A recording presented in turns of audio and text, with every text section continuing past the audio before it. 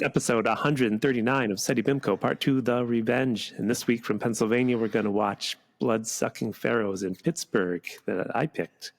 Yeah. Oh, you picked it. Yep. Wait, I knew that. Never mind. I know I didn't pick this.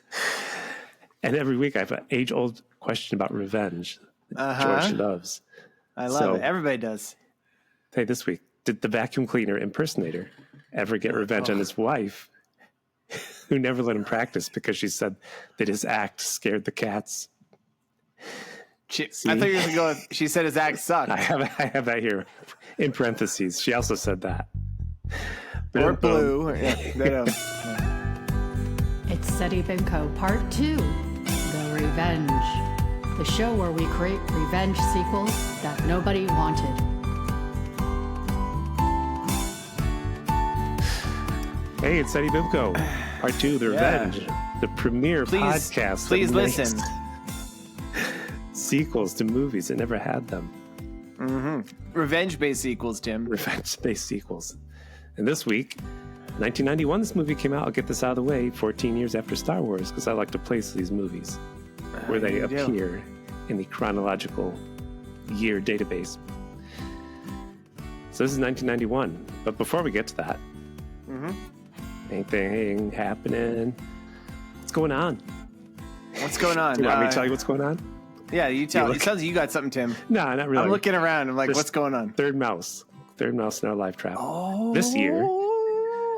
And when I put it in the little bag, so my dog smells it. And when I go to the park, she usually turns left in the park. But I have a mouse. She turns right and goes right to the tree stump where I always release it. She's like, okay. And she can't. She knows. These poor mice. She wants to chase it and goes up a tree. That's that. Or it jumps off the edge of the park and falls to his death. The 5-foot fall I've talked about before.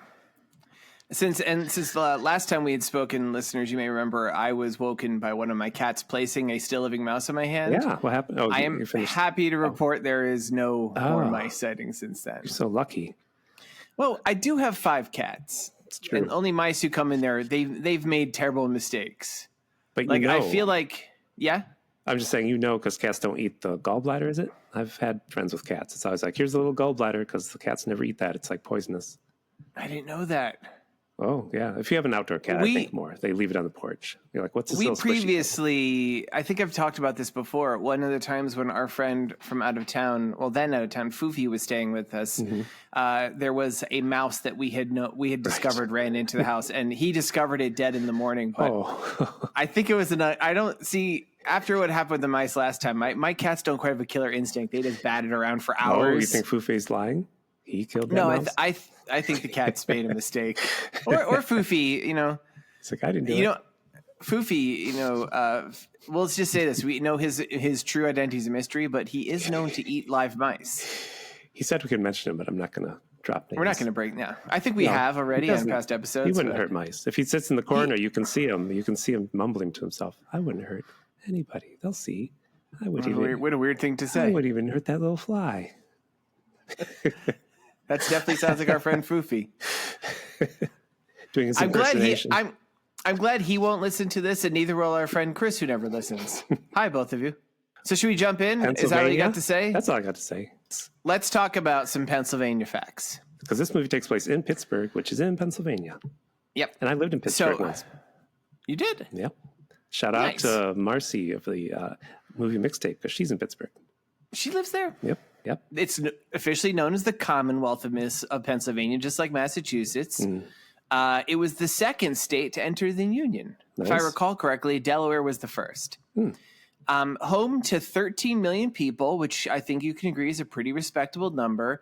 We always kind of judge whether or not it has more people than New York City. That is more people than New York City. Yep. In fact, Pennsylvania, Tim, 5th most populous state of the entire United States. Oof. After California, Texas, New York, and Florida, I'm not sure in what order they're spread all over the place. Yeah. Let's see. Its capital, continuing the tradition of the capital being an insignificant place compared to the main cities. Is it Harrisburg? It's Harrisburg. Yep. Whatever. But it's home to like Philadelphia and Pittsburgh, which are 2 pretty well-known cities. Yep. The official bird is the ruffed grouse, which I'm not sure is really a bird. Sounds like a sex act. Did you see the official amphibian?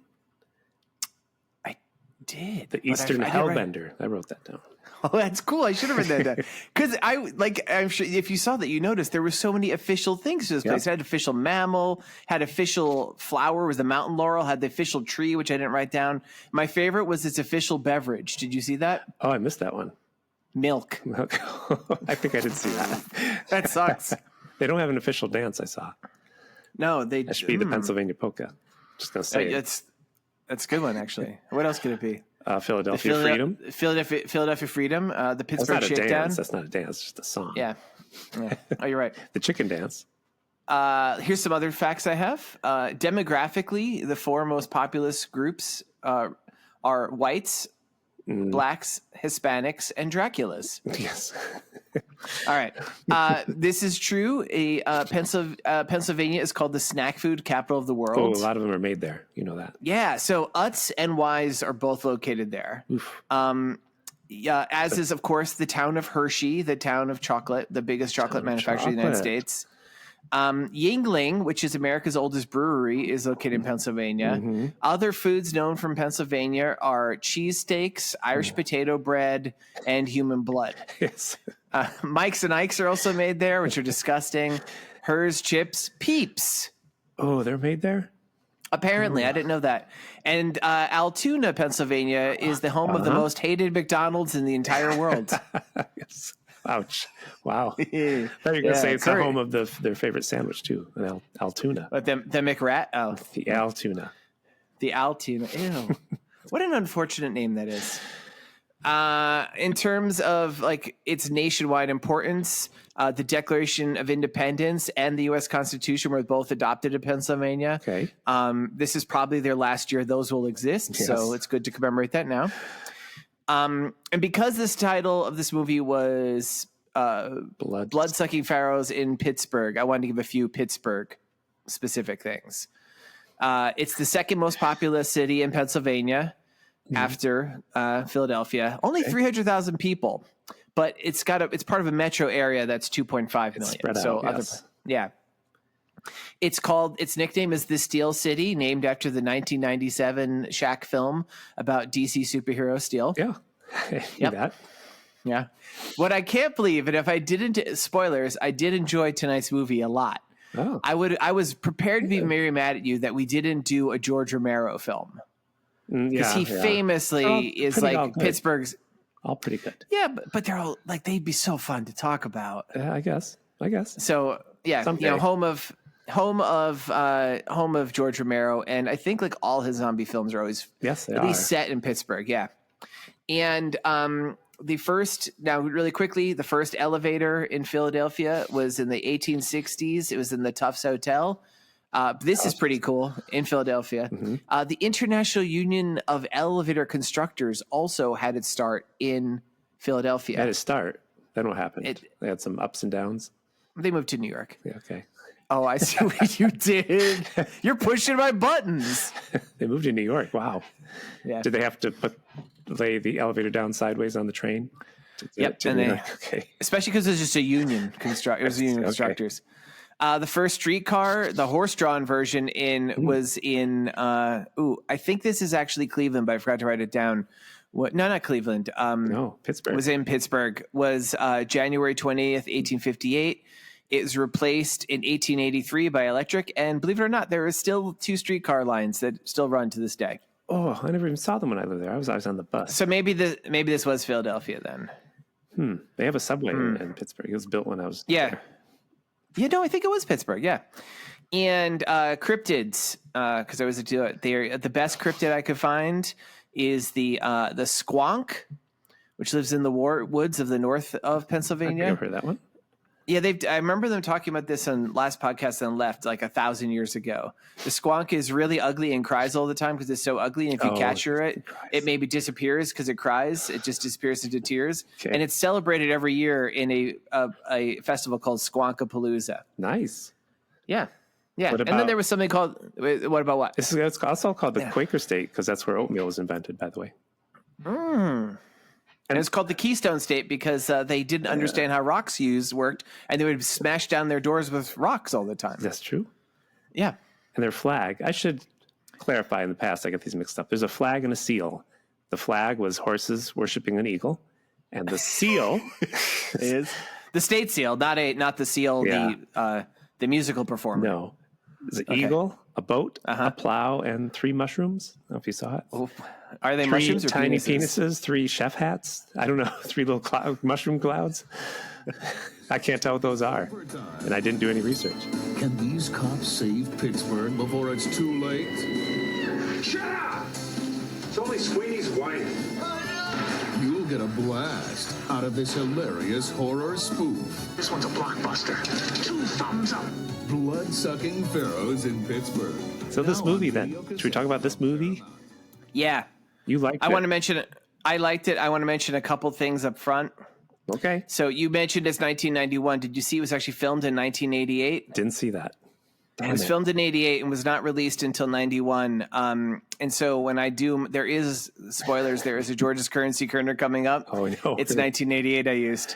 It was directed by a guy named Dean Shedder, who has actually, he's done a lot of stuff, just not a lot of directing. Yeah, I couldn't find a lot. In some spots, though, this movie is credited to Alan Smithy because he was unhappy with the final product, because it got cut to shit in order to get an R rating.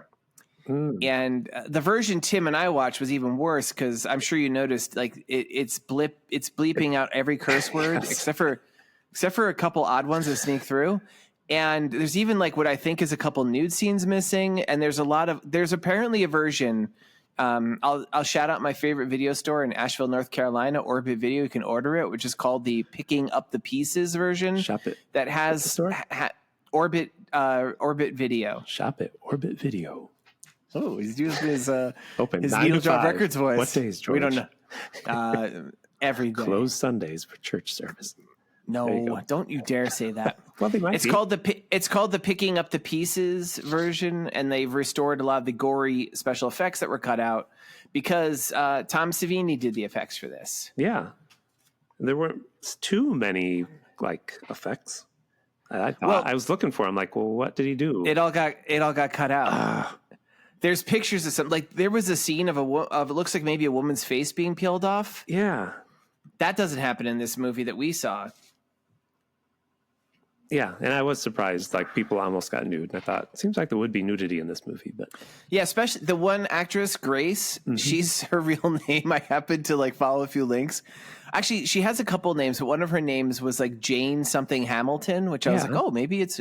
But I saw her credited. Her nickname is the Merill Street of porn. Oh, jeez. And she does not appear naked in this. So I'm like, it seems like the Merill Street of porn probably would have been naked given this movie. Yeah. So I feel like there's probably like the version we saw on YouTube was like they even blanked out some things I'm going to talk about. They blanked out curses. There was that scene where there was some visual stuff that was smeared out. The most amount of commercials interruptions I've ever had to sit through for a Seddy Bimco film. It was released in Japan, I read. It's made by the Saratoga Film Company. I immediately paused when Saratoga Film Company came up and checked to see if this was really filmed in Pennsylvania and not Saratoga, New York. And this is the only film Saratoga did, apparently, and it was filmed in Pennsylvania. So is there a Saratoga, Pennsylvania? Am I wrong in thinking that's New York? I don't know. There is a Saratoga in New York. Yeah, I mean, that's where the races are, right? Yeah, it is. Horses. So why the fuck would you name this Pennsylvania movie? I don't know. Oh, the police chief that is known as Buzzsaw Ryan in this movie. He was on Mr. Rogers a lot. He played Mr. Bulldog and Mr. Santa Claus. Yeah, Mr. Santa Claus too, because he lived in that's where it was filmed in Pittsburgh. So he must have been a local actor. That guy was on Mr. Rogers. Yes. He was in a few other things, but he was in Silence in the Lambs as friendly psychopath. I don't know which psychopath was friendly in the prison. Well, I think it's the one that was jerking off, right? That one. I was about to say, I think it's the jerking off guy. Is that what we call friendly psychopath? That's a nice euphemism for it. Oh, but he's so friendly. He threw his jisms at me. So we start in the makeout area. Yeah, we see a lover's lane sort of situation. Lane. Oh, we should say, it's hilarious. George. Yeah, I did read this was meant to be a comedy like Airplane, by the way, everybody. I mean, this scene kind of gives you a wacky sense. It didn't have enough jokes for that, but yeah, maybe that got cut. The jokes got cut. Because we're panning over this lover's lane. It's dark. I will say this movie's pretty well shot. Oh, yeah. For the most part, except for the parts that were cut and are confusing. And you see different cars, and like first you hear some dialogue in one car where a guy's like, "Come on, prove you love me," and you're like, typical thing you'd hear. Yeah. And then you pan over the next car, and the guy starts screaming because it sounds like his dick gets caught in a zipper. Yep. His thingy. Then there's a third thingy. His thingy. They don't say dick. You're right. Then the third one, you hear a woman having a crazy orgasm, and the guy's like, "Please stop! Please stop!" Yes. And then there's one. This joke didn't age well. It's like you hear somebody breaking up with another person, and the joke is the other person's also a guy. It's a guy and a guy. It's like, I missed that one. I thought I heard one that was like, "Well, pay me, and you'll see how something is." And I thought that was, and that's the next one. Yeah, there's a guy he's like, "Is it your first time? I'll make it." And he's having it with his sex worker. And then in this movie, they don't say hookahs; they say prostitute. We've moved on to prostitute in the 90s. That's what they say. We're moving up in the world, or in the late 80s, as it actually was filmed. Late 80s. They were progressive. And then like it reminded me of the Night That Feared Sundown. We see a guy sit in the front car, and presumably a woman's head is in his lap. Mm-hmm. And he's, I guess, just like how we saw in that movie, she's just putting his head. I think he just had a big wig in his lap. This wasn't the big. He was ready to try it on. And this is a scene that, like, I really honestly couldn't tell it was happening because they did cut some stuff out. But like, we see close-ups of a generator, and then like a rotary saw goes off. It's a rotary saw. And you hear people screaming. What happens, we learn later, and like what I've seen from like the stills that exist online, for some reason, the woman puts her head out the window, and they buzzsaw the top of her head off. Takes her brains, basically. Yeah, and then he's taking blood, and there's a close up of blood shooting over the guy. Yeah. We don't see any of that in this, so like I'm just like, I wrote like, I guess they rotary saw off their heads. Wow, I don't know what happens. That's what was all missing, because I was looking like, where's Tom's work? Yeah, you can see stills, and if you actually go to Orbit Video, where they have 8 copies in stock right now, and I think it was for $30, you can get the picking up the pieces version. Which store? Where you can see all these things. Orbit Video in Asheville, North Carolina. North Carolina. Asheville needs our help right now. That's right. They had a rough year. They do. Yeah. So go shop there. Hope you're okay. So we meet 2 detectives. Joe There's and Sweeney. Joe Blocker, Sweeney. My closed captioning called it Sweeney. That's adorable. I did think it was odd, but I thought, his name is Sweeney. So like, yeah, Sweeney's like kind of like the old, like he's like the old seen it all cop, I guess. And Joe's like a big old mustache. He looks like somebody who would be like on like an early 80s cop show. And I think he was. And he vomits when he sees, sorry. His shtick is he's squeamish, which is ironic because he's a homicide detective, and the cops pick on him. But he sees blood, he throws up, and they all make fun of him.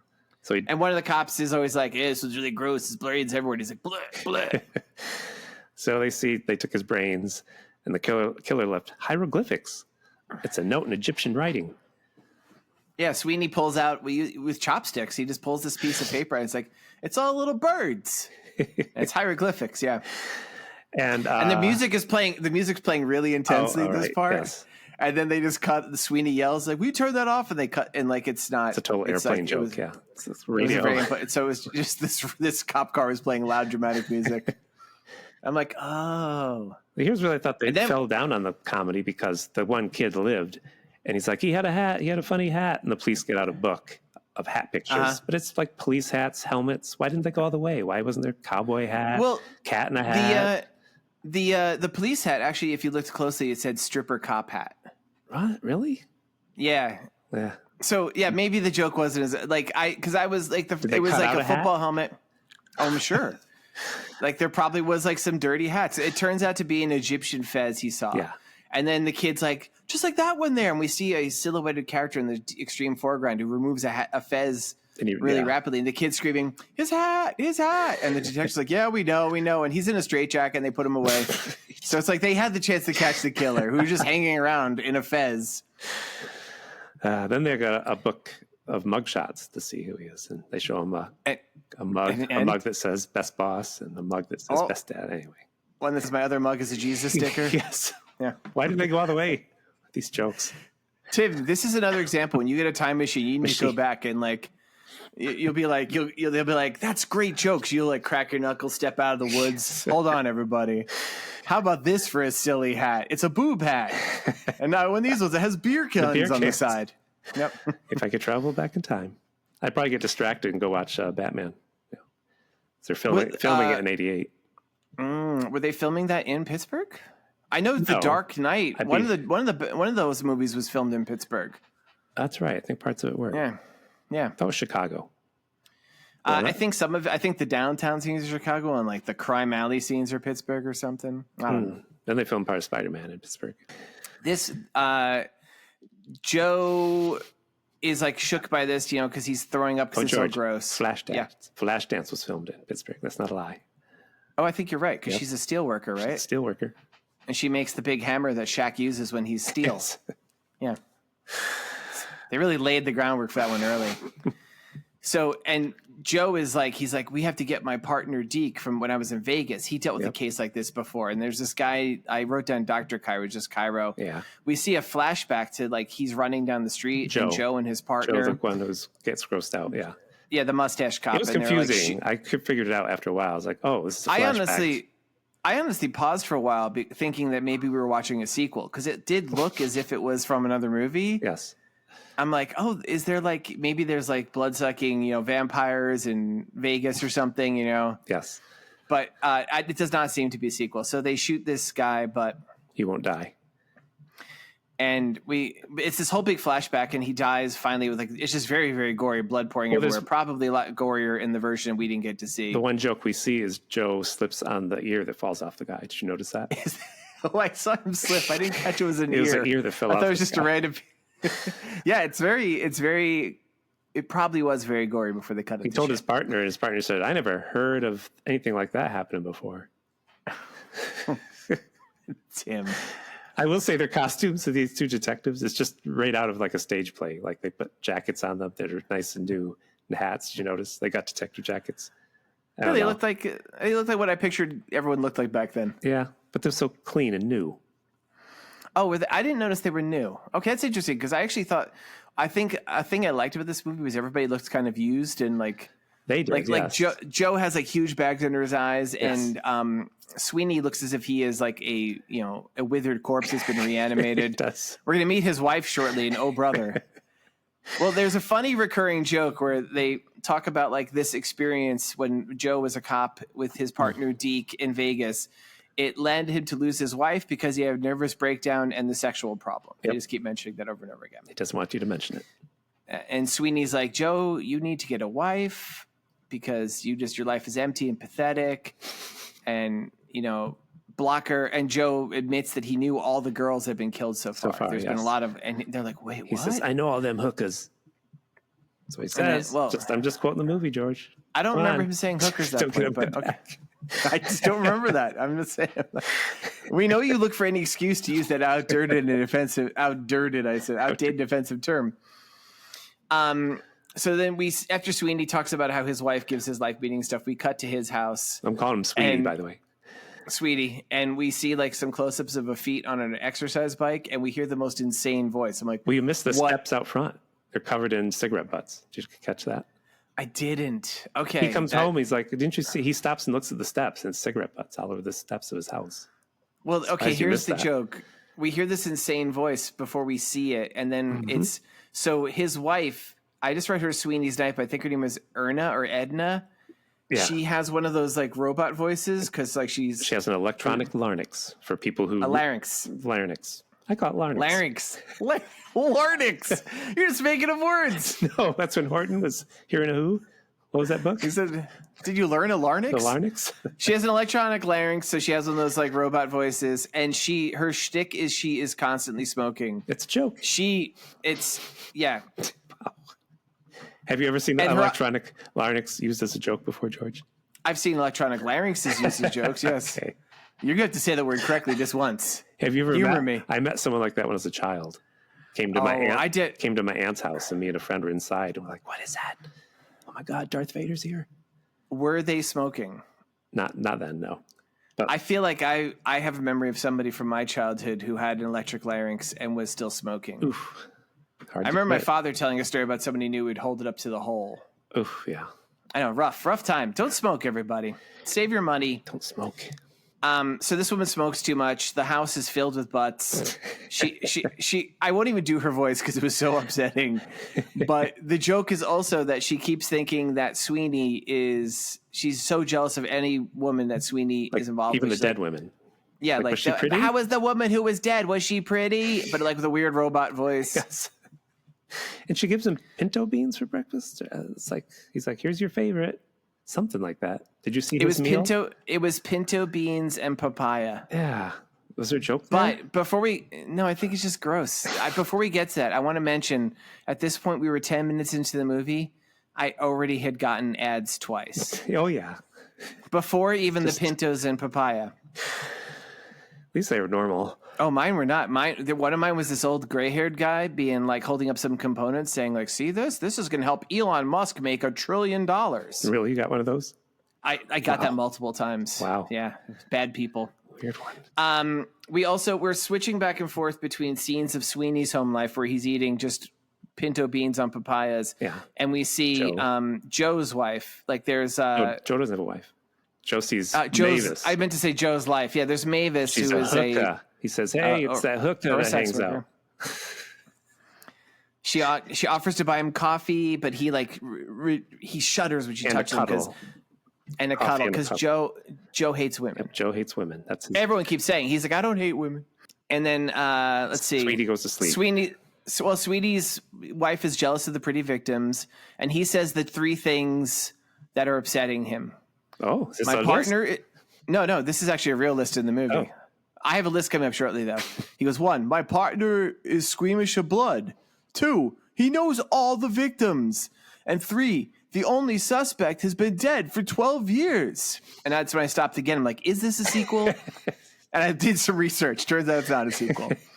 We see Blocker back in his apartment. He's got a gun in his mouth reading a newspaper about how he had a nervous breakdown and he lost his wife due to a sexual problem. He kept that paper? Did that just happen?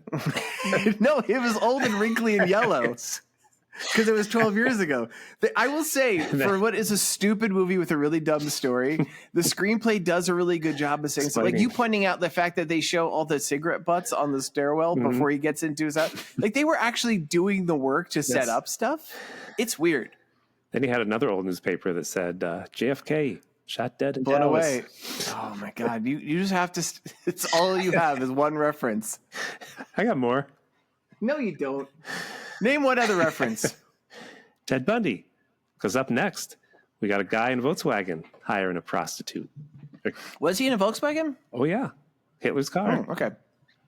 Ted loved those Hitler cars. He picks up a guy who we don't see. We just see his glasses. Oh, we should have mentioned the guy with the weird hat had glasses. We know the kid said he had a weird hat and glasses.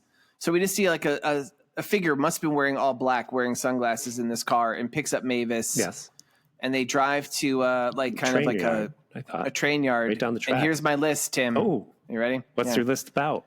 We pull out, and she's all like doing all the talking because he's not doing any talking. She's going for his pants. She goes, let's see what Mr. Zucchini says. Okay. And Tim, my list. Yeah, what's your list? I mentioned there's alternate versions of this. Yes. I actually found scenes of different reads of this line where she actually apparently they just let the actor just kind of ad-lib it. So you want to hear them? I love ad-lib. All right. So there's a scene. She pulls open his pants and she says, "Feet don't phallus now." And she said, "Phallus," as in they smell. No, phallus, like a phallus. Oh. You laughed at the wrong thing. I laughed at the wrong thing. Phallus. I get and then it. She says, "There's another one." She says, "It's been a schlong time coming." I should have mentioned this is an early morning because she'd been out all night. Because this one, she just goes cock-a-doodle-doo. Because it looks like and then chicken. Maybe. And then she says, "Look, it's Elliot P. Ness, the untouchable." Elliot P. Ness. Wow. Yeah. Elliot Ness, untouchable. Yeah. And the last one, she just says Boner's Arc. Yeah. He's like, "What's that?" Yep. And she says, well, it's this great comic about Boner. He gets one of each animal. And Priscilla the pig is disgusting. But she's in love with Duke the penguin. And then he plugs in a hedge clipper into his generator he carries over, and he kills her with the hedge clipper. We don't see anything. We see blood splashing in the inside of the car window. Which I'd say is an okay effect. It just splatters from the inside everywhere. Again, probably there was like some crazy Tom Savini level special effects that got cut. Yeah. In fact, folks, I just recommend look up like Bloodsucking Pharaohs from Pittsburgh, picking up the pieces, and you'll see photos of all these scenes. It's crazy. Look it up, people. Yep. So now we're back in the police station. We meet Buzzsaw Ryan, important character. Mr. Rogers' own. And he's just yelling at Joe and Sweetie because they're terrible. Oh, God, he is just going nuts. It's actually pretty funny. He's a pretty good actor. I thought, I'm scared of this guy. And then he shoots at them and misses. And this is a funny joke. Police in the background are like, call 911. You hear people. Well, first he's just throwing shit at them as he's yelling at them. Then he pulls out a gun, fires at the misses, and you hear like they apparently hit someone behind him. The whole scene continues. Like again, this movie is very well shot. Yeah. And then he's mad. Gets super. Yeah. So go ahead. He's super mad because Blocker has bought a ticket for somebody to bring in his detective friend. A consultant from Las Vegas, his detective friend Deke, because he thinks he's. And he goes, "Oh, shh, Tim, spoilers." And he's like, if this guy isn't good, I'm going to tear your head off. There's another murder, a lady out walking. Sex worker is in a park. She's followed by a guy with a generator and a wagon. She sees a really cute puppy. Hey, you hooker, come over here with your puppy. That's what he says. That's what he sounds like. It's a clue. Folks, what you know, the killer does not talk. Tim just wants to have an excuse to say the word hooker. Yeah, he vacuums her blouse off after he ties her up. Well, first he knocks her unconscious, tapes her to a tree. Then I just want to mention, because I'm going to mention every time this happens, I got a fucking ad. Jesus. Then he has the power vac plugged to the generator. He vacuums her shirt off, but she still has a bra on, because I don't think this is her movie. And then he like sucks out her innards, I guess. Well, this time he steals, they tell us later. Her eyeballs and her gastrointestinal tract. Yep. If you people know your Egyptian history, that's how they made mummies. They took out their important organs, right, George? Yep, and they kept them in Copic jars. Yep. Wait, was it canopic or Copic jars? I forgot. I think Copic. Copic? No, that's the markers. I think it's canopic jars. Anyway, really disgusting. There's blood leaking out of it, and the puppy sucking the blood, and then he kills. Then he sucks at the puppy, which I'm like, boo movie. Boo movie. Yeah. You don't even see it though. Yeah, but we hear a puppy cry, and it was. I want to express people. This was a very cute puppy. It was like snowy white and all chubby. So they go to the airport and pick up. No, they don't. Oh, they do. I have my notes. What I miss? No, they don't pick her up. He's sitting there. Blocker's at his apartment with a gun in his mouth again, and a woman runs in. Well, you didn't explain. He put orange juice in the gun, and in the first scene, you've missed out. The first time he did it, he put olive oil in his gun. He's squirting it in his mouth. You missed all this? I forgot to say olive oil.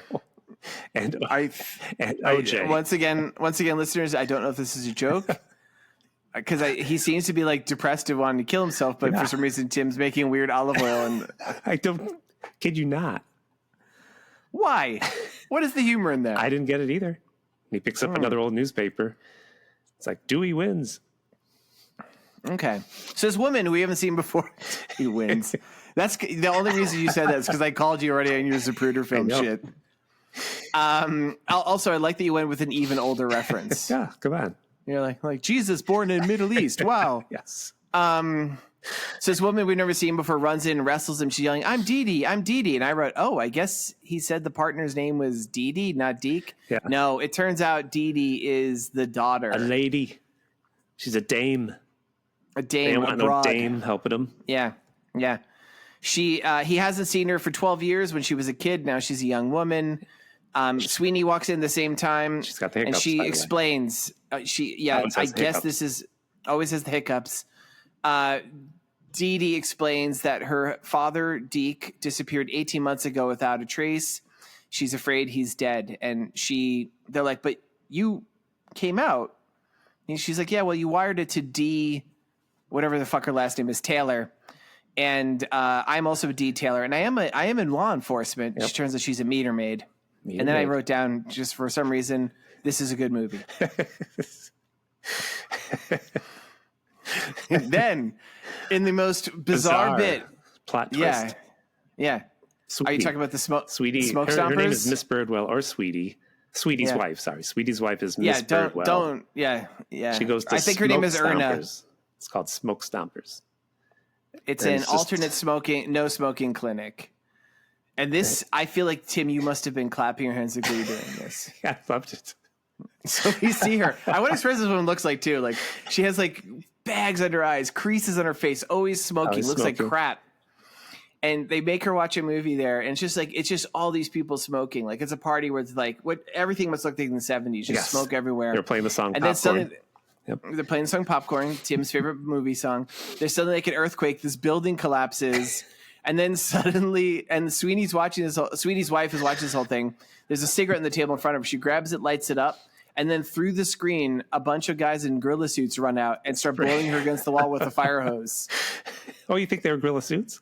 Come on. I assume. Yeah, because this movie actually had pretty good special effects, I don't think Tom Savini would have signed off on those as being actual gorilla costumes. Basically assault her. And we go back and no real explanation. No. Like this character, I'm like, oh, she's going to be a character in this movie? She's not just in that one, like weird. Okay. So then we're back with Dee Dee, who still has the hiccups. Yep. And George, this is my list. Oh, why did she have the hiccups so much? Oh, I have a list right after this, Tim. Okay. Do you have the same list? Why she has hiccups? No, because that's a stupid list. First reason, she drank a 6-pack of hiccup juice on the airplane on the ride there. Mm-hmm. Okay. Second reason, hiccup juice. She wanted to learn how to imitate Wild Bill Hickok, but she got the wrong book out of the library. Stupid. And the third one, on the airplane, she sat next to a hypnotist, and he hypnotized her into thinking she was a drunk from a 1940s movie. Oh, that didn't all. Normally it ties in. I figured there would have been something like, I couldn't Wild tie Bill it in. Hiccup juice or something. Oh, it was good, Tim. Sorry. All right. So the cops and Dee Dee are driving to someplace. They're going to take her to the airport actually to get rid of her. Yes. But they get a call from on the thing that's like, we found another body. You got to get here quick. And so they go. This is the vacuum lady. And the vacuum lady. This is where we actually find out that they took her eyes and her digestive tract. Yep. And before that happened, as they're getting out, Dee Dee says, like, I bet you this time the killer took her eyes and her digestive tract. Yeah. Like, how did you know? She's a smart dame. She's smart, and she's been following this case because this is an exact echo of the one that Joe and her dad had worked on. Joe says he knows her. She's one of the Boobsie Twins.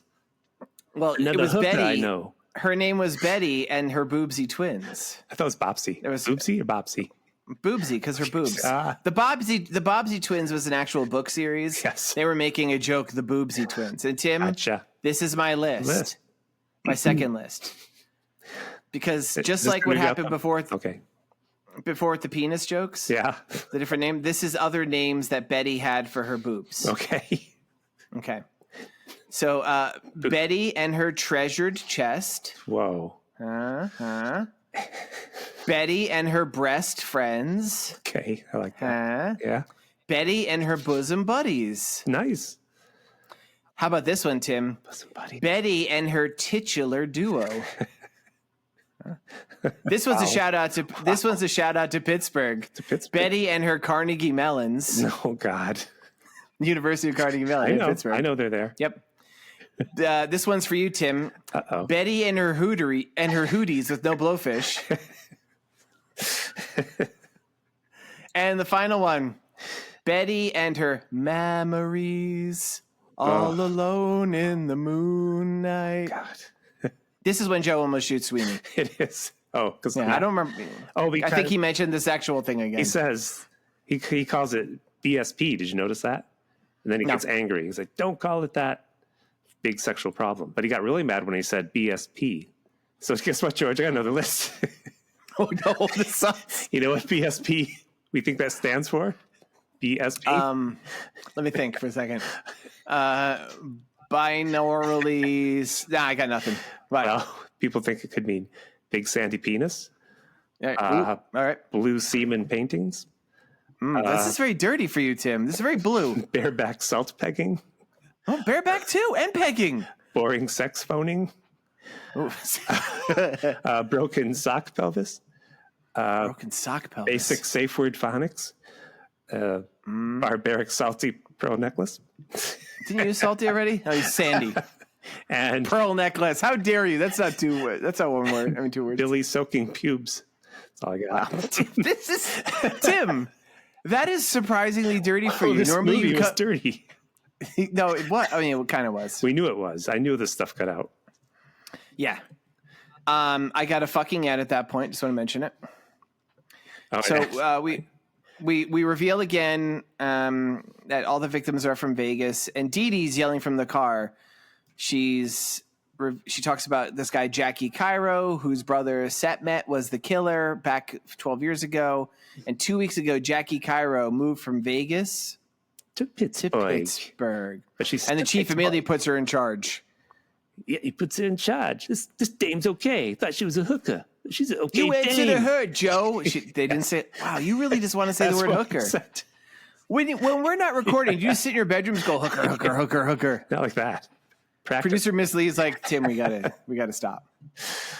So we cut to more smoking movies. Smoke stoppers. Miss Birdwell's watching people smoke on a plane. I knew it was going to happen. There's all these people and she's flanked by like 9 guys in like white lab coats. Oh yeah, that's just sitting there watching her. She has a cigarette on the table in front of her again. We see people smoking in a plane. We see people smoking in a building, and shockingly, like this is like 20 years before 9/11, the plane crashes into the building. Oh Jesus! I couldn't believe it. I could not believe it. The doctor offers Sweeney's wife a smoke. She takes it, and then they all just keep electrocuting her with stun guns for like 5 minutes. Oh, that's right. Electric sticks, just like Star Trek. Season 2. Did you ever see that season where Worf has to walk through the shock sticks? Nope. Because he never did it. That's how a Klingon enters adulthood. Puberty? You almost said puberty. Leave puberty behind with shock sticks, yes. People know what I'm talking about. I'm sure they do. I think they also probably know what electric prods are, which is it's like a real world thing. Is this the same scene though, where a big guy comes out and just starts punching? No, her? that's the third time. You know, Smoke Stompers had other franchises. They had Weight Whackers. They had Cocaine Conkers. Tim, this is too many lists. Marijuana Murderers. This is too many lists. Beer Busters. Action Figure Assaulters. Lego Lambasters. So that sucks. You got a problem. Those last two sound like they were directed directly at me. Why?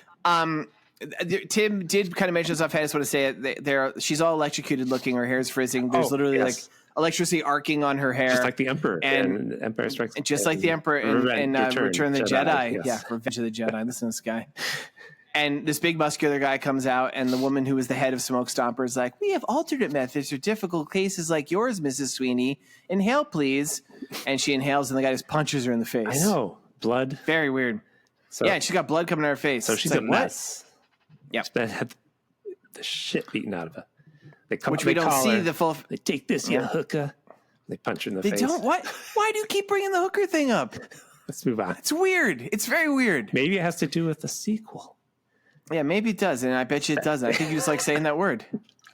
So we cut back to Sweeney's house now, where he and Joe and Dee Dee. Turns out Dee Dee can translate hieroglyphics. She's translating the note he pulled out, and she goes, "I got it," and I'm just going to read it. Okay. It says, "So shall it be. 3 times 7 begins to prove the loss of heaven." Yep. Which I'm impressed they rhymed it in hieroglyphics. Really? Yep. And then she goes, 21 killings, just like in the original time. Yep. And then the second piece says, "Instead, in blackness, void of breath, they weep and swallow endless death." And just at that moment, Sweeney's wife walks in with her hair sticking up, electricity arcing, bandages all over her face because she's been being pummeled by this big muscular guy. And they almost shoot her. And then I had another fucking ad. And Sweeney, her husband's like, "Hey, where you been? Where you been, honey?" Well, he goes there with her. And yeah, Dee Dee's like criminy, which I'm like, oh, that's how that word's pronounced. Criminy. I always thought it was criminy, like the mushrooms. But and she says criminy. There's a cop outside that goes, "Hey, Pagora." Hey, too tight. Well, so let's just really quickly. Sweeney's wife is like, she's pretty, and Joe, she's right. Like, and Joe's like, oh, she's not pretty. She's like, she picks her nose, she hiccups and burps. She does hiccup. I never saw her pick her nose or burp, but I assume that scenes that got cut. It's cut out because that's too gross. Yep. And Sweeney's wife is like, you hate women. He goes, I don't hate women. I like you. She goes, you like me? She goes, yeah, but you're not a woman. And she's all sad. He puts new batteries in her electronic larynx. Yeah, larynx, as it might be actually called. Larynx. They're making him, I don't know what the scene was about, him like being nice, because at this point, the obvious thing is he might be the killer because he was at the other place. He knows all the victims.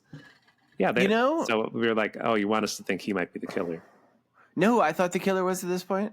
Who? His partner. Sweeney, yeah. Sweetie. Oh. Disappeared 8 months. Not Sweetie, Taylor. Not Sweetie. His older one, Deke. Dee Dee's dad. Yeah. He disappeared 18 months ago. I'm like, yeah, he's the fucking killer. Oh, yeah. Spoilers, it's not. So they find this J. Cairo. I forget. Well, just really quickly, there's a bit where it says, it turns out if you're cleaning your body of all toxins and problems results in afterlife of pure ecstasy, you're reborn in a young, perfect body. And they do the slow zoom in on Sweeney's wife. I'm like, is she the killer? She's sitting in the other room. She's just sitting there quietly. It's like weird. It's very like, but she's wrecked. I mean, she's just going, look at her. I wouldn't hurt anybody. Why? I wouldn't even hurt. So then they go to my hand. And then what is this weird? They go to the George. Oh, I didn't realize that. Oh, yeah, because of course you could make a reference to a movie that came in 1961. Famous movie. So they go to Little Egypt, and the joke is it looks like Egypt. I mean, that's people. Yeah, there's literally camels and belly dancers and shit. By the way, I had another fucking ad. Yep. So they go to this restaurant that Mr. Cairo, who moved from Las Vegas, are looking for. I guess he owns it. He owns real estate. Or he has a real estate license, and that's the license. It's Cafe Nefertiti. And a lady on roller skates comes out to serve them, but they walk into the restaurant, and she can't skate well, and she falls down, and she skates back in. And she calls, a whole long sequence. She calls the place Nefertiti, and she's like, whoops, I'm a silly lady. And like the thing is, she's like in this like ridiculous, like kind of skimpy. This is the woman, by the way, who is the Merill Street of porn. And she moved here with Cairo. Well, Cairo brought her out because it like now we're like, oh, Cairo's the guy, and like we see this guy in shadow, just like the killer, who's now talking to this guy who I wrote down as the fat, ugly Fez chef because he keeps calling him fat and ugly, and he goes, well, he might be ugly, but he's also overweight. George, he's weight. He is very. He does say later he's very sensitive about his weight problem. Yes. And he says to her, I don't want her bruised. She's like, oh, this woman's important. She's the next victim, maybe. Yeah. So while she's falling around outside because she can't skate, the two cops and Dee Dee go into the restaurant where there's the mysterious shadowy guy who we can see now is just this dude. And like these three masked assassins are staring at them. And every time they turn and look at them, they stand up and make this weird noise. Kind of funny. A little funny. The waitress skates and falls back in. I get another fucking ad. And, so, but they, what do they find out while they're there? Well, Dee Dee is like, Dee Dee speaks to Grace. She's like, she finds out Grace is from Las Vegas and she hears this stuff. She just brought her out. She's like, I want to work here too. Yeah. Can I meet your boss? And she pretends to get a job and stuff. Yes. Actually, she does get a job. Then weirdly, she has to stay at a hotel. A motel, which is attached to it. I didn't get that part. It gets funny here. She gets the job, but she has to go stay at a hotel to play the character of she doesn't want to them to think she's with the police. So she goes to the hotel first. She checks in. This guy shows her something that gets blurred out, which is obviously like probably a dildo. Yeah, she says, "I need something for later," and he was like, "This," and they blur it out. Yeah, and he makes some. Yeah, it's like literally like in the picture, it's blurred out. Like this was such a neutered version of this movie. So we didn't get to see that, George. Nope. One last list. Oh, what did she want later for her hotel room? I hate that you have so many lists in this. Well, she wanted some marshmallows, and she also wanted some chocolate bars, some Hershey chocolate bars from Hershey, Pennsylvania, and then she also wanted a recipe book for s'mores without graham crackers. A recipe. Didn't have to be a whole book. Oh my God, wait. Do y'all hear that? It's crickets? Those crickets? Those fucking crickets. The crickets are committing suicide. They're so sad. That's why. Tim, now I'm going to end all progress. 1,000 crickets cried out in horror and were suddenly silenced. Can you play the music for George's Currency Kerner? There you go. George's Currency All right. Okay, so we better play the real music and not that shit. Yes, I did. So this one's pretty exciting because he says for the room for the night to stay at this weird motel, $12 even. Now, I used 1988 prices, as I said, Tim, because this movie was filmed in 88, not 91 when it was released. Okay. What was the spending power of $12 in 1988? What is that equivalent to now? In 88, you could only see one showing of Batman. But now... You wouldn't be able to see any shows in Batman because it didn't come out to 1989, you fool. Man. Well... $12. What's that worth now? Pacific Heights came out in 88. So Pacific Heights, I could see. I don't know that movie. It had Mr. Batman in it. So you don't know his name. Mr. Batman. Oh, Tim doesn't know. Michael Keaton. Michael Keaton. Mr. Michael Keaton. Mr. Batman. It's probably worth $16. Let's do that. You think there's only been $4 of inflation since 1988, huh? This was exciting to me. It's like the victims, George. This is exciting because, normally it's like a weird amount of cents. This one actually worked out to an exactly straight number, too. So it was $12 in 88 is now equivalent to $32. Okay, that was close. That's pretty cheap. That's pretty cheap. Yeah, 21, 32. That's very chill. Yeah. I hate math like Joe. Let's see. The motel is just after the ad that played. The motel is all filled with like weird kinky shit, like people walking camels down the hall and shit. She goes into a room where they're painting a big woman. She goes into a room where there's a man in a dog costume going down on another guy. That's right. She goes into another room. There's an old lady, naked lady in a bathtub. She gets out. And she's like hot, but then when they kiss, she's making out with her. She's all gross and melted. Then she goes in a room that has Gideon's Bible. Mm-hmm. And then she goes to another room, and that's my end. You can go out. I was trying to do the Beatles. She brings her Gideon Bible. Rocket Raccoon's there. And goes into his room only to find Gideon's Bible. Yeah. Well, she already found it. Yeah, that's true. She brought it back because it was all stuck together. She wants a working one, a working copy. She's in a room with a waterbed. Yep. And it's upsetting. Like she's even watching TV and like everything on the TV is like, I'm going to hit you. It's like just a bad place. Didn't you see what so we cut away from this. No. Watching Star Trek Next Generation, George, back then. No, she wasn't. Was that even out in 1988? Yes. It came on 87. She's watching the episode where Data gets shut down by electrical surge and Wesley draws. Wasn't that in season 3, which wouldn't have been out yet? No, it happened every season. Every season, Data would get electrocuted and shut down. Wesley would draw a proton accelerator on his face with a marker. Would he draw a Larynx too? He drew a proton and a proton Larynx. Yes. So people come to her door. I don't know. Oh no! Well, first we see a sex worker is calling her madam on a payphone. She's like, "It's rainy. I'm not getting work. I'm going to come back." And then she gets taped up by the murderer, who jackhammers her. And I missed something because there's like a. But we think the murderer is at this point. Do we think it's Mr. Cairo or no? Yeah, because he actually he nails her to the board. I think there might have been no. That's like later. Okay, well, you just said that. I thought you just said nailed. No. There's a sex worker in the woods in in the city. Sorry.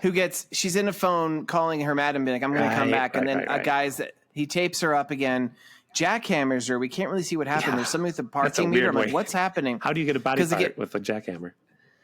Well, we end up seeing later. So the cops are outside watching Dee Dee at the hotel. They get a call there's been another murder, so they leave. So Dee Dee's there alone. This time the murder was at Joe's address. Yes. Again, making it look very... And the cops come there, and there is the woman is... Buzzsaw Taylor? Is this the scene? Oh, sorry. The chief. Buzzsaw, because he's like, you guys, like, it's obvious that Joe's the killer. He's at every scene. He knows all the hookahs. Yep. There was another fucking ad here I should mention. And the cops accuse him of being a murderer.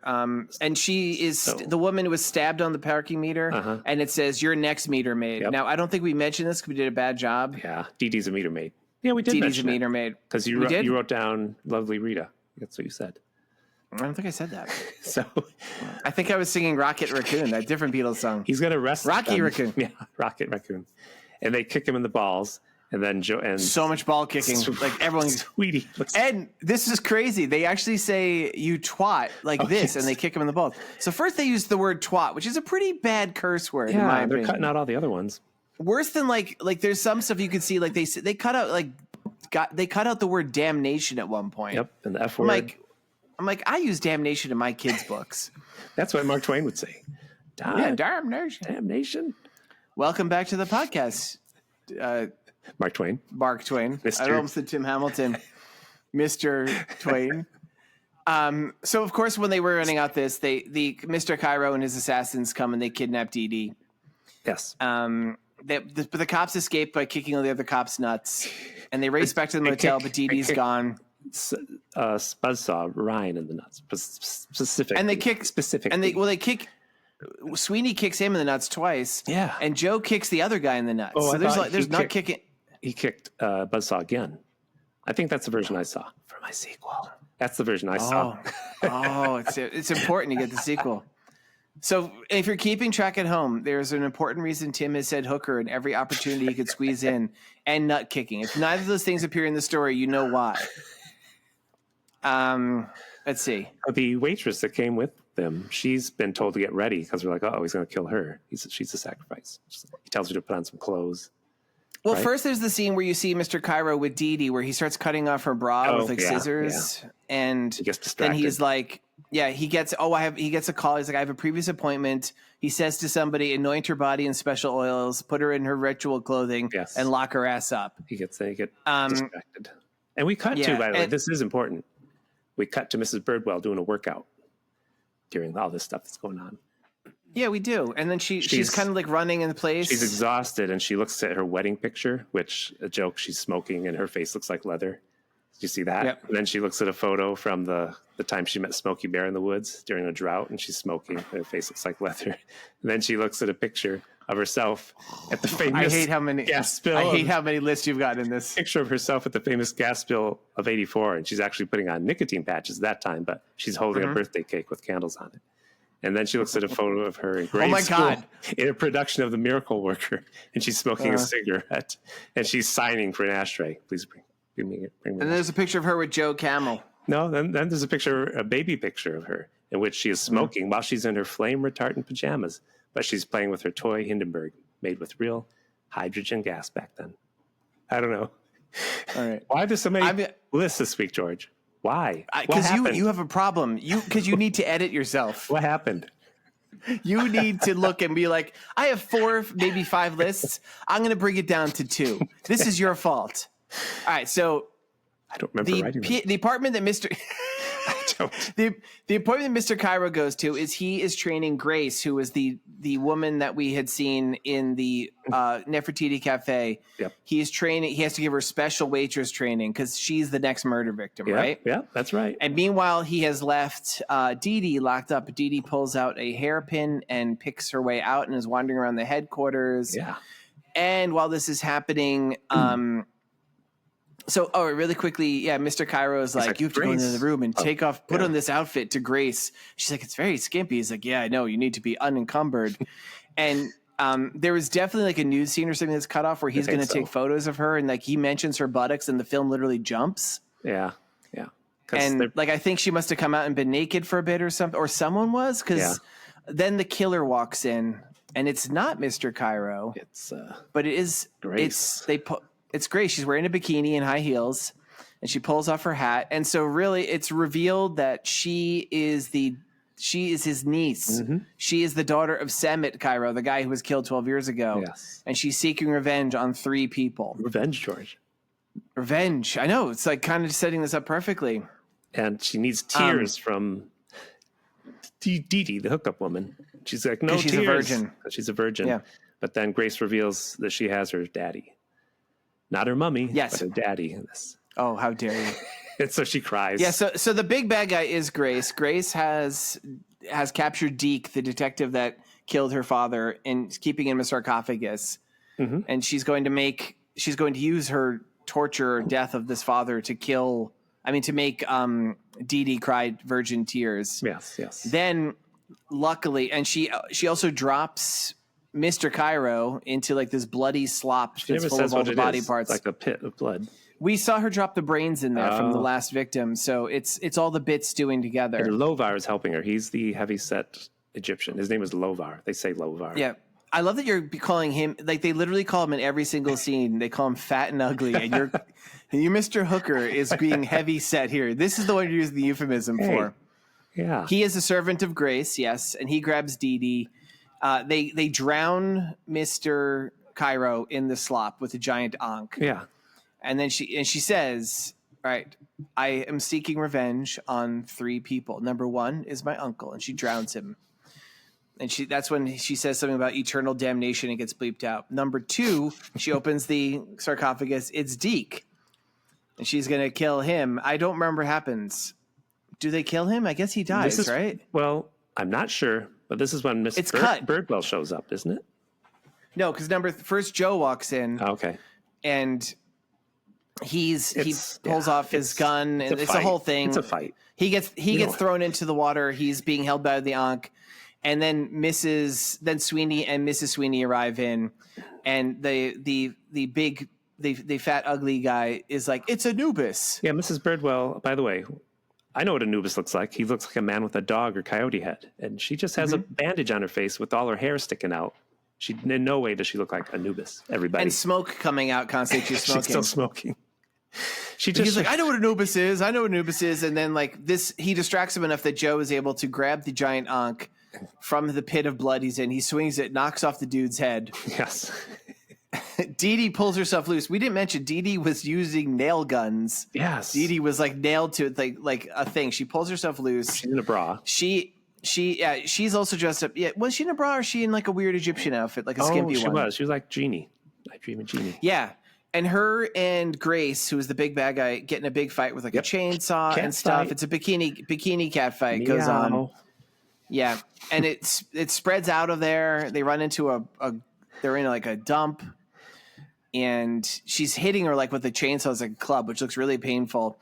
And then the cops catch up, and Grace has Dee Dee in a car crusher. And she's got a foot on a George. Button. That's like a movie. That's like another movie. Compactor. Yes. Yeah. So, yep. Oh my she's God. like, don't move or I'll crush her. She says, if my foot lets go off this button, it's going to crush her. And I'm going to saw her face off of this chainsaw and throw it to you all like a Frisbee. And Joe's like, no. And he's all covered with blood. And he had no shirt on, but now he's wearing a tank top.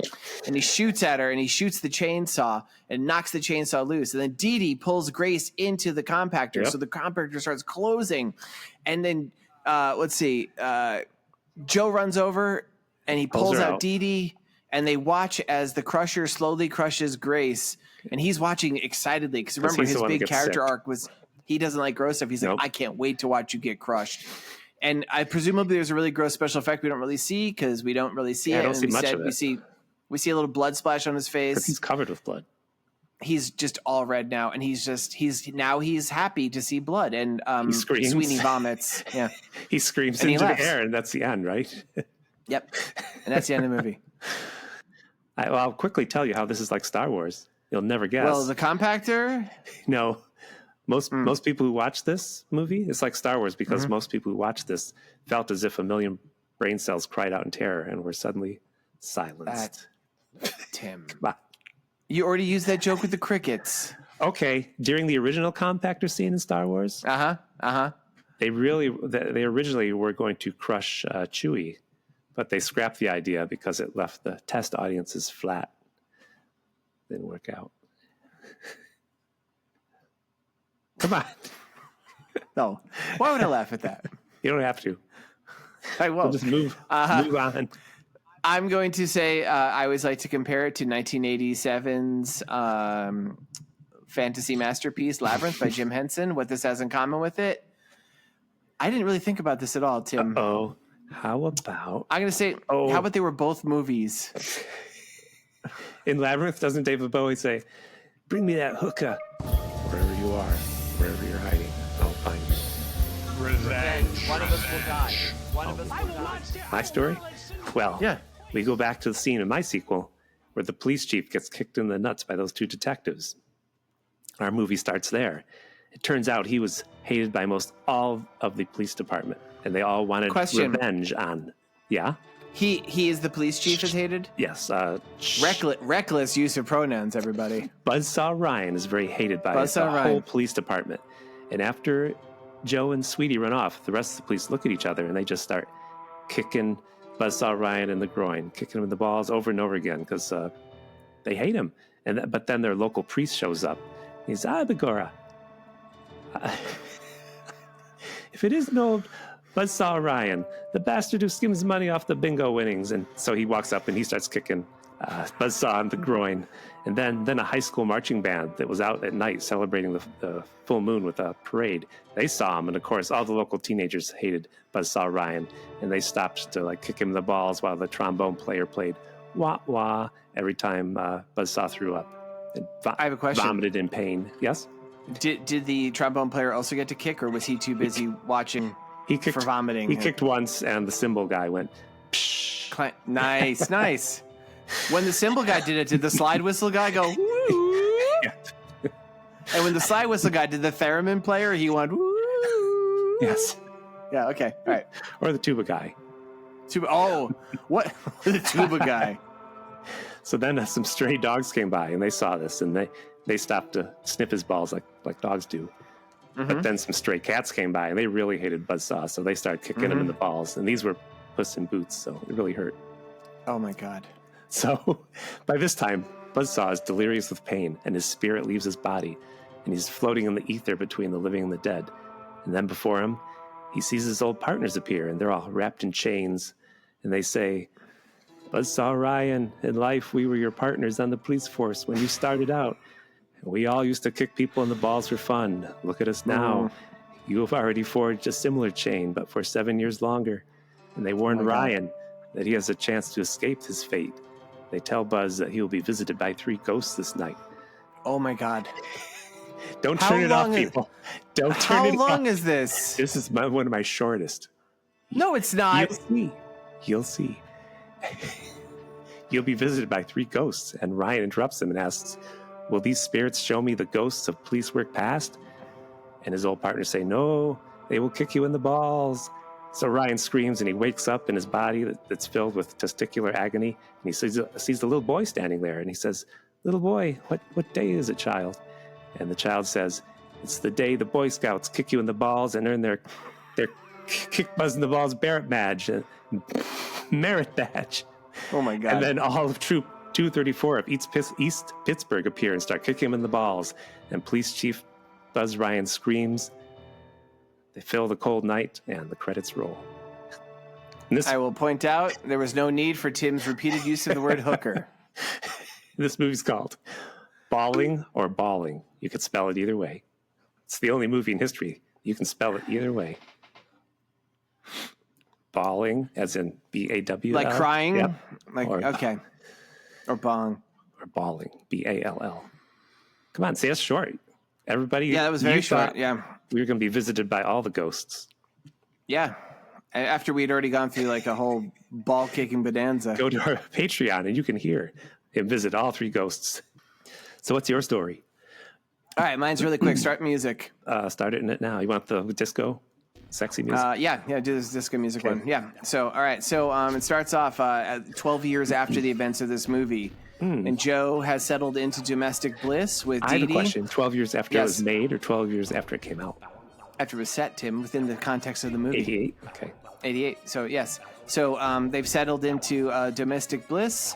He and Sweeney and Sweeney's wife, who now she still smokes. Of course. She's had her larynx. She has a robot larynx, but she's just got a complete robotic exoskeleton because her body is shriveled up. Yes. Yeah, the 4 of them are going to go on a romantic double date weekend to Egypt. They're like, look, we know what's probably going to happen. Let's just go there. So they go to Egypt, and that turns out to be a bad move because know who's there? Mr. Cairo? No, motherfucking Anubis. And he's like, the real. He looks at Sweeney's like, Sweeney's wife is like, you fuckers thought that I looked like her? Look at me. I have a proud jackal head. This woman looks like a withered raisin of a human, and he condemns them to eternal torment. The end. Whoa. Yep. Where do they say hookah? They don't at all. Because there's no need to say it. Okay. Gee, George, when you do media appearances and other podcasts, how come you never mention us? Can't imagine why, Tim. They say it in this movie, George. Can't imagine. I heard it. Yeah, I heard it 1,000 times on this episode. All right. Well. All right. Yep. I'll check for mail. And what's the mail, bastard? An email from George O'Connor. Are you going to read it or should I read it? Why don't you read it? Because you're just going to interrupt me. because I'll say the word larynx wrong or something. Let's see if I have it. Okay. So this lesson, episode, it is a lesson. This letter is called Robot Ninja Mystery Solved Maybe. Okay. I should mention, everybody, I wrote this earlier today. At the time of this recording, the most recent episode released was the episode Robot Ninja. Go back, check it out. Good one. I'm not in it, but still very good. Thank you. The letter reads, Hello, Seddy Bimcovists. It is I, your pal, the often replaced co-host of Seddy Bimco, and New York Times bestselling author, George O'Connor. Earlier today, I listened to the most recent episode of Seddy Bimco, Robot Ninja, representing the state of Ohio in Seddy's 50 Nifty United States... 50 Nifty... Initiative. State Initiative. I read my own thing wrong. There was one part of the episode where old crusty regular host Tim Hamilton Here we go. and Oreo... Whoa, what happened? Your sound just changed. All right, hear me? I'm here. And Oreo-crazed replacement co-host Kevin Cablasto wondered after why a character was seemingly referred to as Shemp. Well, buckos, I believe I have an answer. Uh-oh. You two already identified the actor who portrayed Marty Coleslaw as being Scott Spiegel, better known as Sam Raimi's co-writing screen partner on Evil Dead 2 and other films. Well, Sam Raimi has a tradition in his movies where he utilizes stand-ins called fake Shemps. I'm going to cut and paste the Wikipedia entry below because I'm lazy. A fake Shemp is a type of body double who appears in a film to replace another actor or person, usually when the original actor has died or is otherwise unable or unwilling to reprise their role. Their appearance is disguised using methods such as heavy makeup or computer-generated equivalent, filming from the back, dubbing in audio, and splicing in past footage from the original actor's previous work, using a sound-alike voice actor or using partial shots of the actor. This term was coined by film director Sam Raimi. The term is named after Shemp Howard of the Three Stooges, whose sudden death in 1955 necessitated the use of these techniques to finish the films to which he was already committed. I didn't know that part. Really? Yeah. So this is the thing. As soon as I heard the Scott Spiegel, I'm like, so having never seen Robot Ninja, and after your discussion, I probably never will see it. No, I cannot really? Oh, yeah. I cannot say for certain the context in which the Shemp utterance occurred in, but I bet it was while Raimi alum Spiegel addressed an over-the-shoulder stand-in for another actor, a fake Shemp, if you will. I think you actually said it was Linnea Quigley, who I bet as a pretty big actor wasn't there to do the other talkover, so they had like a person wearing a wig speaking to her, and he just, as a cheeky joke, said Shemp.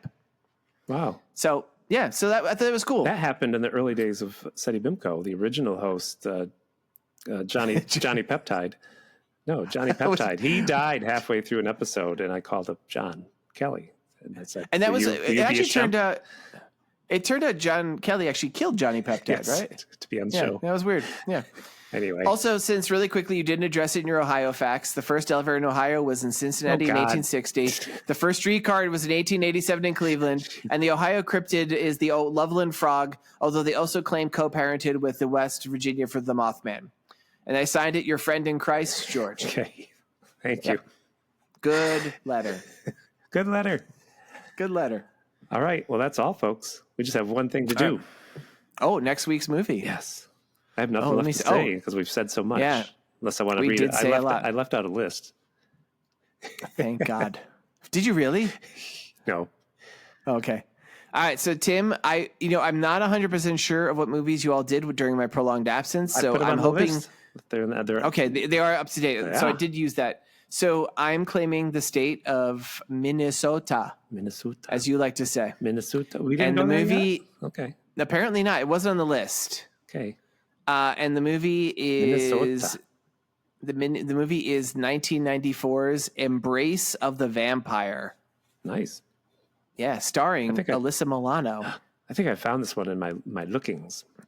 I think if you've ever typed in Alyssa Milano, this one comes up a lot. Well, I do that a lot. Saying. I type her name in a couple times a day.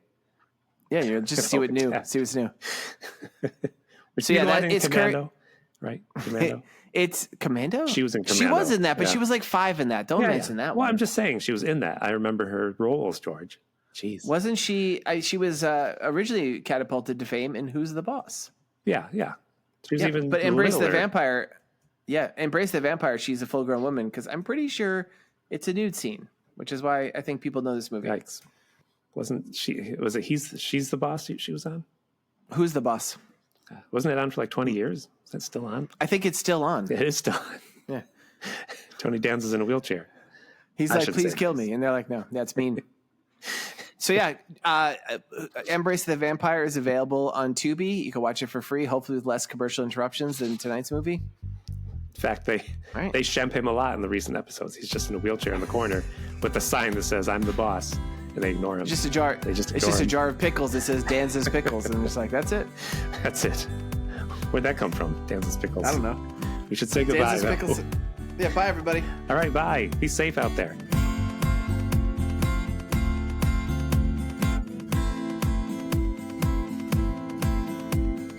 This has been a Pity Party Line production. Party line. It's a party line.